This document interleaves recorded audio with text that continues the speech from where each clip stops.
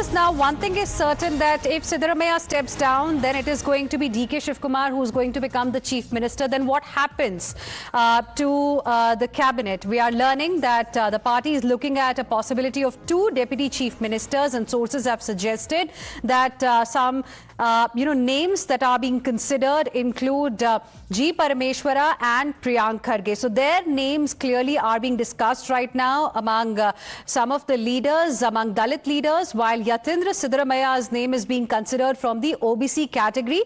From the Lingayat community, MB Patil and Ishwar Khandre are in the reckoning, while minority leaders under consideration include KJ George, UT Khader and Zamir Ahmed Khan. So these are some of the names that are being considered right now. That's the names of probables that we have at this point in time from sources. More news coming in amid the buzz over CM change in Karnataka. The Backward Class Commission there is expected to submit a caste census report today to the Chief Minister. Amid the political power shift that we are witnessing in Karnataka, a crucial report is going to be submitted by the Backward Class panel to the Chief Minister, and this report in fact is likely to be submitted to Chief Minister Siddaramaiah amid the speculation over him resigning from the top post. This is an important development that has taken place.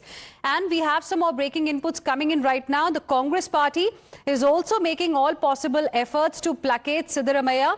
Congress is attempting to strike a balance between the two factions. Sources say Siddaramaiah has been offered a national role. This is the update that we are getting. Siddaramaiah has been offered a Rajya Sabha seat or a big role at the national level for 2029 elections. His close aide Satish Jarkhioli is also the front runner to be KPCC president. So this is another important update that we are getting right now. Let's slip into a very short break. We'll be back with lots more. Stay with us.